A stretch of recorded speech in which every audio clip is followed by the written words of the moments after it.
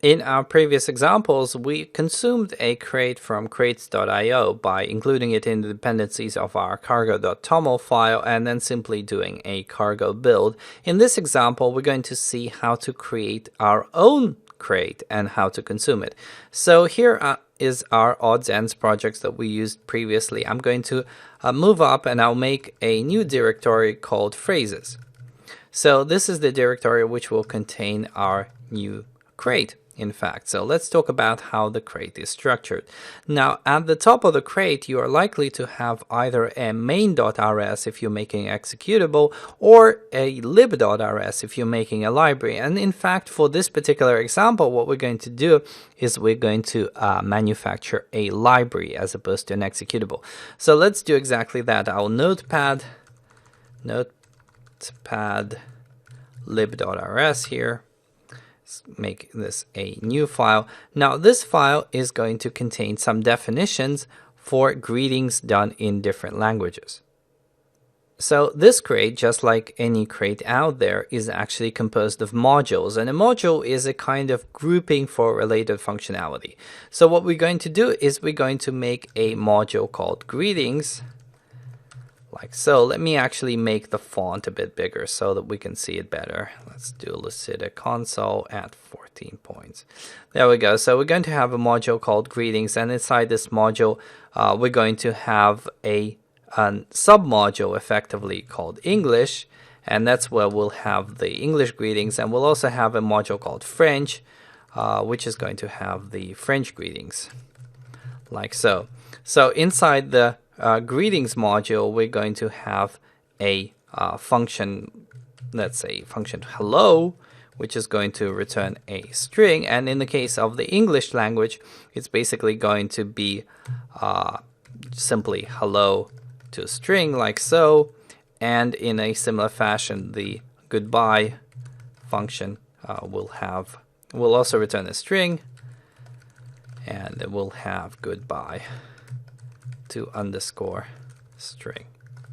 There we go. And I'll copy this over to the French, because here all we have to do is change hello to bonjour and goodbye to au revoir. Okay, that's it. So we're now ready. We have our top level module called greeting, which contains two modules called English and French, which both expose some functions. And this is all inside a file called lib.rs. Now, of course, we cannot proceed without creating a TOML file for this particular crate. So let's do exactly that. I'll close this and I'll say notepad cargo.toml. Open this up. So it's going to be a new file, and here I'm going to say this is a package. The name is going to be phrases. The version is going to be 0.1.0, and authors is going to be, well, I'll just have me and no one at nowhere.org, like so. There we go. So we have our crate effectively, and I can close this, and what I can do at this location is I can certainly cargo build, and this effectively builds my crate, except it says that there is a problem because we failed to parse the manifest and figure out what the actual targets are, because it was looking for lib.rs or main.rs inside the src folder, and we're not inside the src folder. So let's make the src. Let's move lib into src lib.rs, and now we can cargo build and see what we get here. Okay, so we get a couple of warnings that the functions are never used, and we'll talk about those warnings in a little while. Now we want to actually consume this crate that we wrote inside our odds ends project. So let's go into this project and let's edit the cargo toml file. Now we have another dependency here, the dependency that we just made, so let's add it. And it actually, because it's located in a particular folder, we actually have to specify it.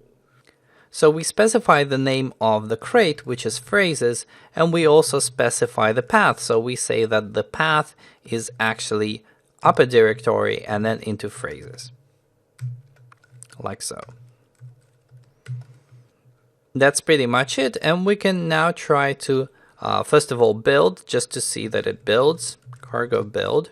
So you'll see that it does build, but there are plenty of warnings. And then we can go and actually start using this package by, editing the main here. So let's notepad main, or we have to be in SRC, obviously, cd src notepad main.rs. Let's actually start using it. Now this is, you can see that the text is jumbled here because we actually got this open in Visual Studio. So we may as well do it here. That's just to reload everything. Okay, so I'm going to get rid of this this stuff, and this is going to be another external crate. So this is an external crate called phrases, and remember the structure. So remember we had the quite convoluted kind of structure in there. We had greetings, and inside we had English and French. So, and the top level, the actual name of the crate is phrases. So let's print out the English phrases. I'll do a print line, and then we'll say English, and then I'll just put the hello and goodbye like this. Now, if we were to flesh them out fully, it would be something like this: phrases, greetings, English, and then hello. That's the function for hello. And similarly, we had a function for goodbye. Goodbye like this. And let's close the bracket here. I'm going to save this, and I'm going to try and cargo build it, but it's not going to work. So let's cargo build this thing.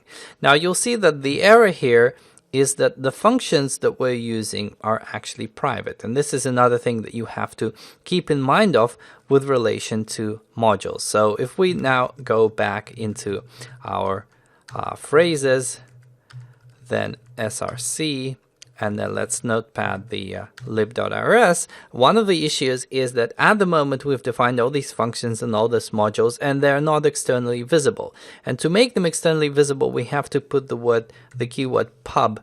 That's short for public. We have to make them public so that they're accessible from the outside. So here I'm making both the functions available as well as the modules themselves. And obviously I want the French to be available as well. So let's put pub in front of everything, like this. I'm just going to close it, and then we can go into our odds and ends and cargo build. Once again, cargo build. All right, so you'll see that what happened before we compiled odds and ends is we compiled phrases based on the cargo toml that was defined there.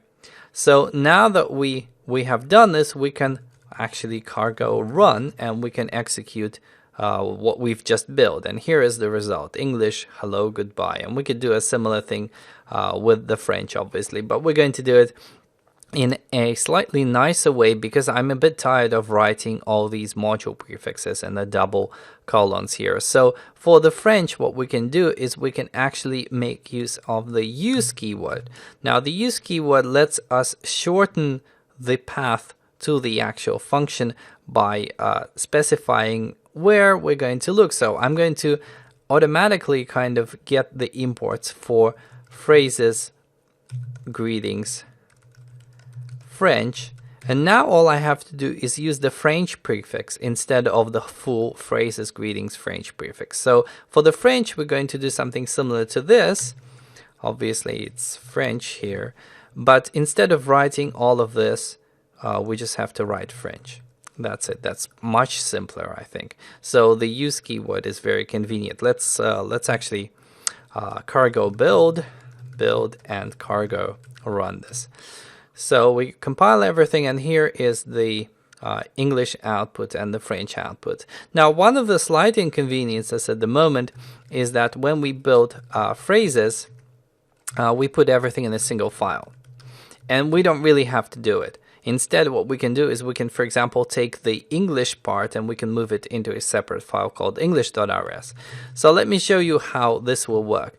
So essentially what we can do is we can have these functions put inside a file called english.rs inside a folder. Notice a folder called greetings. So effectively we make a directory called greetings.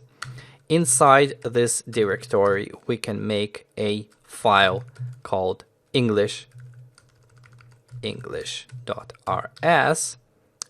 Sorry, that should be Notepad English.rs. So we'll make a new file, and then if I go back here, what I can do is I can effectively take the content of the English module. I can cut it out and paste it into English like so. I can also get rid of these spaces here at the beginning, and all I have to do in my lib.rs is just say pub mod English, and Rust will go off looking for the folder called greetings and a file called english.rs within that folder, and include the English module within the greetings module. So let's close all of this, close this as well, and let's actually get back to our consumer, which is the odds and ends, and let's do a cargo build and cargo run as before. There we go. And as you can see, it works just fine. So this effectively implies that you can split up your module into several submodules which reside in their corresponding directories and files. And Rust uses this convention over configuration approach to actually figure out the locations of these files.